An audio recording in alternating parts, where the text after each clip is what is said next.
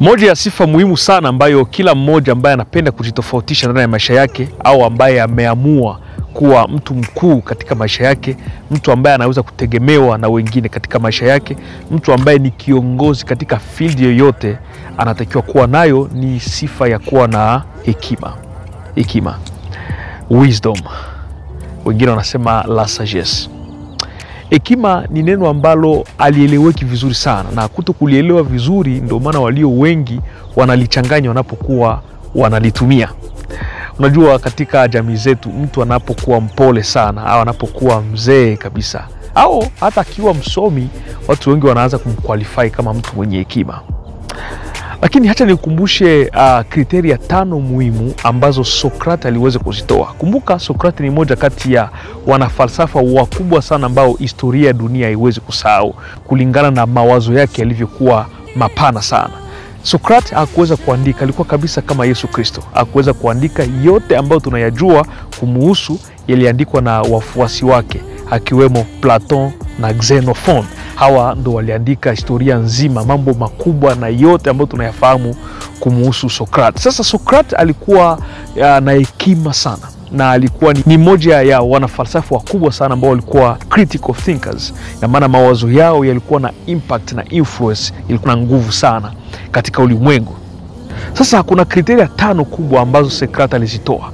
Hizi ndo zinamqualify mtu ambaye ana hekima. Ukijikuta ndani ya kriteria hizi, moja kwa moja tunaanza kusema kwamba wewe una hekima. Sasa kabla ya kukutajia zile sifa 5 au kriteria 5 au niseme vigezo 5 vinavyomqualify mtu mwenye hekima, nataka ukumbuke kwamba kuanzia leo utakaponielewa vizuri, utakuwa unatumia neno hekima mara chache sana katika mdomo wako. Kwa nini? Utakuta kwamba watu wengi ambao wewe unafikiria wana hekima hawana hekima. Hekima hatuiangalii kwa miaka, hekima hatuiangalii kwa usomi, wala hekima hatuiangalii kwa upole wa mtu.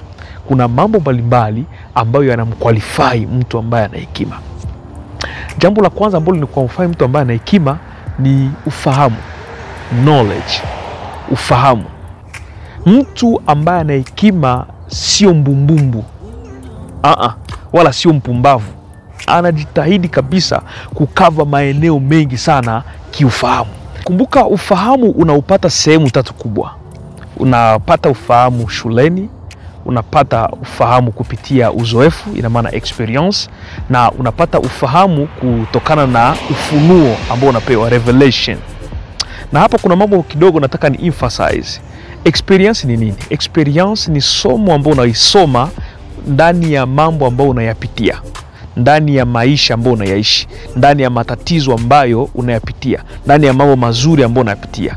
Na maana experience ni kile ambacho tunakisoma kupitia mambo fulani ambayo tunayaishi. Hiyo ndio experience.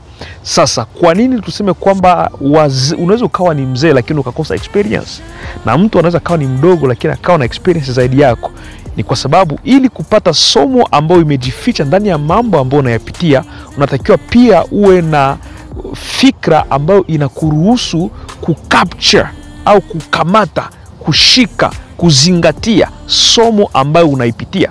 Sio kila mtu ana uwezo wa kuelewa ni nini kinapitikana ndani ya maisha yake.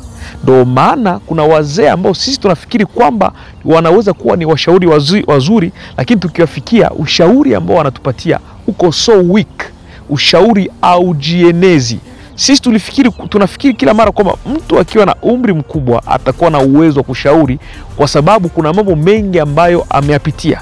Hujawahi kuona kuna mzee ambaye unaenda kumuuliza masuala ya ndoa na anakuwa kabisa hayajui, au ushauri ambao anakupatia au uendani kabisa. Lakini kuna mtu mwingine ni mdogo, lakini unapozungumza naye anakupatia angalau majawabu ambayo yanakupatia mwangaza ya nini unaweza kufanya katika maisha yako. Shida ni nini? Ni kwamba yule ambaye ana umri mdogo ana ile spirit, ana uwezo wa kucapture, ana uwezo wa kushika ni nini kinapitikana ndani ya maisha yake, ni nini kinapitikana ndani ya yale mambo ambayo anayapitia, na anayachunga hayo mambo, yanakuwa kama ni ufahamu ambao unamsaidia katika maisha yake. Kwa hiyo mpendwa, hiyo ndio tunaita experience. Na sehemu nyingine ambao unapata ufahamu kama nilivyokuambia ni revelation. Revelation ni ufunuo ambao Mungu anakufanyia. Hivi unaweza kujiuliza, Yesu Kristo alikuwa na miaka 12, lakini alikaa na wale wazee ambao walikuwa na miaka 80 na zaidi, akawapiga maswali, wazee wanashindwa kujibu. Wale wazee wanampiga Yesu Kristo maswali, yote anaweza kuyajibu na kuendelea kuwafundisha. Ule ufahamu aliutoa wapi? Ni ufahamu ambao alipewa na Mungu. Ni Mungu ambaye alimfunulia. Na hata leo kuna watu ambao Mungu anawafunulia. Sio kila kitu ambacho unakifahamu utakifahamu kwa sababu ulikwenda kukisoma au ulikipata katika experience ya maisha. Kuna mambo mengine Mungu anakufunulia, Mungu anakuonyesha njia, na yale mambo yanasaidia watu kuwaongoza, lakini pia kuwalinda. Hiyo ni sehemu ya tatu ambayo mtu anapata ufahamu. Kwa hiyo kulingana na hilo mpendo, unaweza kuona kwamba kumbe mtu ambaye ana ufahamu sio tu mtu ambaye alienda shuleni, au sio tu mtu ambaye ana experience ya maisha. Kuna mtu mwingine mambo ambayo anayafahamu ni Mungu ambao anamfunulia.